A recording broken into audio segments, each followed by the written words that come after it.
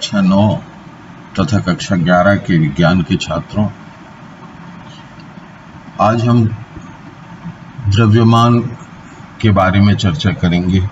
इसके बाद भार के बारे में चर्चा करेंगे और इन दोनों के बीच क्या अंतर होता है इसके बारे में भी चर्चा करेंगे। यहाँ पर मैंने द्रव्यमान स्लाइड पर आप देख रहे हैं, आपको दिख रहा है, इसको अंग्रेजी में हम बोलते हैं मास। ये द्रव्यमान जो है दो तरह से हम परिभाषित कर सकते हैं। अगर आप भौतिकी के हिसाब से जाएं तो भौतिकी के हिसाब से किसी वस्तु का जो जड़त्व है, जड़त्व द्रव्यमान की माप है। अब आप जानते हैं जड़त्व से क्या तात्पर्य है। अगर किसी वस्तु पर, मान लीजिए ये बुक है, इस बुक पर हम बल लगाकर इसको विस्थापित करें तो आप जानते हैं अगर बुक स्थिर अवस्था में है तो उसमें जड़त्व होगा और वो अपने स्थान से परिवर्तन करने के लिए एक बल की उसे आवश्यकता होगी। तो अगर एक बुक की जगह 2 बुक रख दें तो उसको अधिक बल की आवश्यकता होगी अपने स्थान से हटाने के लिए। यही स्थिति अगर मान लीजिए कोई गतिशील वस्तु है और उसकी गति में हम परिवर्तन करना चाहें तो हमें भी उसकी गति की दिशा के विपरीत बल की आवश्यकता होगी। तो दोनों स्थितियों में, चाहे वो गतिशील वस्तु हो, मान लीजिए ये है और ये इस तरफ गति कर रही है, तो इसकी गति को में परिवर्तन करने के लिए हमें एक फोर्स की आवश्यकता होगी और वो जो फोर्स होगा वो इसके द्रव्यमान पर निर्भर होगा। अगर ज़्यादा अधिक द्रव्यमान की वस्तु है तो हमें अधिक फोर्स लगाना पड़ेगा। तो इस तरह से हम कह सकते हैं कि जड़त्व जो है, वस्तु के अंदर जो मौलिक गुण है जड़त्व का, उसको हम द्रव्यमान के साथ कनेक्ट करते हैं। तो जितना अधिक जड़त्व उतना अधिक द्रव्यमान। ये बात आप ध्यान में रखिए।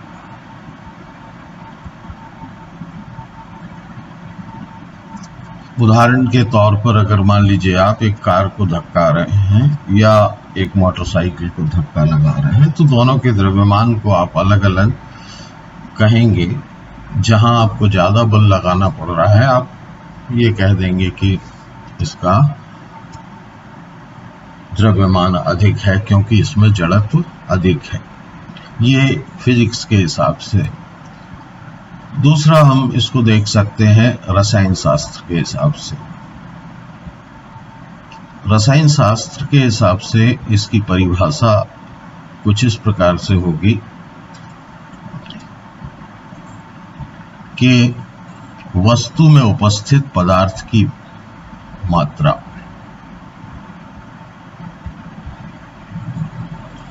उपस्थित पदार्थ को अंग्रेजी में हम बोलते हैं मैटर। सामान्यतः आपने ये शब्द सुना होगा, लेकिन मैं पदार्थ की डेफिनेशन आपको देना चाहता हूं। पदार्थ यानी वह जो स्थान घेरता है,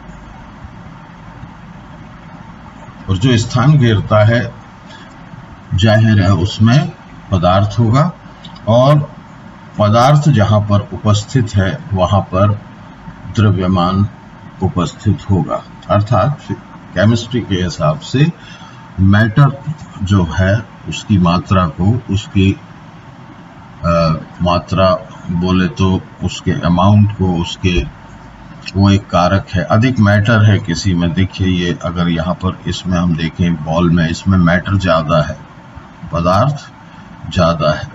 ये बड़ी बॉल है तो इसमें पदार्थ और ज़्यादा होगा, ठीक है, तो इसमें पदार्थ कम है। इस बुक के अंदर भी जो मॉलिक्यूल्स हैं, आप जानते हैं कि स्थान घेरते हैं, इसलिए इसमें जो भी द्रव्यमान होगा वो इसके अंदर उपस्थित मॉलिक्यूल्स, पार्टिकल्स, कण या जो भी आप नाम दें, उनकी मात्रा के बराबर होगा।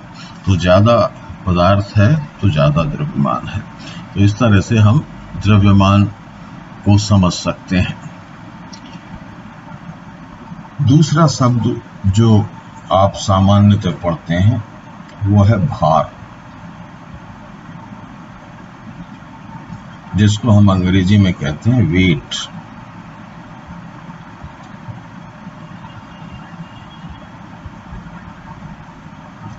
तो छात्रों, भार जो है वो एक प्रकार का बल है,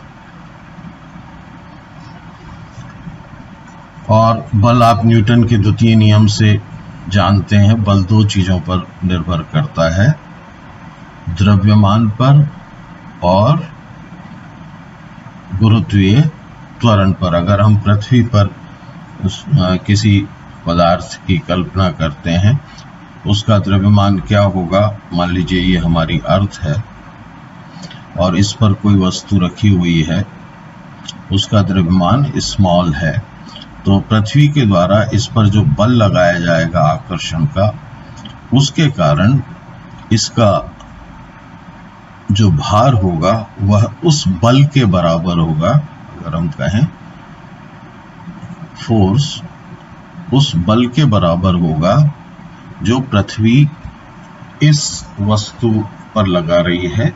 मान लीजिए ये कोई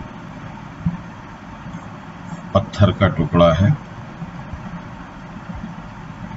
तो अगर पृथ्वी ना होती यहाँ पर, या मान लीजिए हम कहीं दूसरे ग्रह पे चले जाते, मान लीजिए हम चंद्रमा पे चले जाते, तो ये उपग्रह बहुत छोटा है, पृथ्वी के चारों ओर चक्कर लगाता है, इसका द्रव्यमान भी बहुत कम है पृथ्वी से, और इसकी त्रिज्या भी कम है, और इस पर यही वस्तु अगर रखती जाए तो जाहिर है चंद्रमा पर इसी वस्तु पर लगने वाला बल कम होगा, क्योंकि चंद्रमा का गुरुत्वीय बल वो है पृथ्वी से 1/6 गुना। अगर पृथ्वी पर जी की वैल्यू 9.8 है, तो चंद्रमा पर जो वैल्यू होगी, उसे मूल लिख देते हैं, वो GE/6 होगी। अर्थात पृथ्वी पर मैंने पिछले वीडियो में बताया था कि वैल्यू जो है वो 9.8 है, तो इसमें अगर हम 6 का भाग दे दें तो चंद्रमा पर इस वस्तु का जो भार होगा वो 6 गुना कम होगा। ये बात आप ध्यान रखिएगा। तो पृथ्वी पर अगर गुरुत्वीय त्वरण का मान 9.8 मीटर पर सेकंड है, और अगर मान लीजिए कोई व्यक्ति या कोई वस्तु जिसका द्रव्यमान 1 kg है, ध्यान रखिए ये यूनिट है मास की, और मैं यहाँ न्यूटन का सेकंड लॉ लिख देता हूँ। पृथ्वी के लिए mge होगा, तो अगर हम इसमें 9.8 GE पृथ्वी पर जो वैल्यू है E की गुणा करेंगे, तो यहाँ पर इसका वेट जो हो जाएगा वो 9.8 kg, इसका जो यूनिट है पर सेकेंड स्क्वायर मीटर पर सेकेंड, kg इंटू मीटर पर सेकेंड स्क्वायर। तो ये जो इतनी बड़ी राशि मैंने लिखी, इसको हम इस तरह से भी लिख सकते हैं 9.8 न्यूटन। तो भार जो है क्या हो गया, बल। पृथ्वी इस पर 9.8 न्यूटन के बराबर बल लगा रही है। अब इसी 1 किलोग्राम की वस्तु को हम चंद्रमा पर ले जाते हैं। मान लीजिए आप चंद्रमा पर जाते हैं, ये WE हो गया। तो यहाँ पर इस 1 किलोग्राम वस्तु का, चूंकि चंद्रमा पर गुरुत्वीय त्वरण का मान कम होता है, तो यहाँ पर जो बल लगेगा मीटर पर सेकेंड स्क्वायर, तो हम कह सकते हैं ये होगा 1.6 न्यूटन। तो आप दोनों चीज़ों को देखिए, यहाँ पर पृथ्वी द्वारा लगाया गया बल 9.8 न्यूटन है और चंद्रमा द्वारा लगाया गया बल m, यहाँ पर E कर दीजिए, वो 1.6 न्यूटन है। तो ये अलग अलग ग्रहों पर, उपग्रहों पर, दुनिया में, ब्रह्मांड में जहाँ भी आप जाएंगे वहाँ पर आपका भार अलग अलग होगा किसी भी वस्तु का, क्योंकि भार जो है बल है, जबकि द्रव्यमान जो है पदार्थ की मात्रा है या किसी वस्तु के जड़त्व की माप है। तो ये दोनों चीजें आपको अच्छे से अंतर इनका समझ में आना चाहिए। जो मुख्य चीज आपको बता रहा हूं वो ये है कि द्रव्यमान एक स्थिर है, ठीक है, और जिसको हम कहते हैं मास, जबकि वेट जो है वो जो है काय पे निर्भर करता है, उस ग्रह पर निर्भर करता है जिस पर आप उसका मापन कर रहे हैं। तो भार और द्रव्यमान के बीच आप अंतर समझ गए होंगे।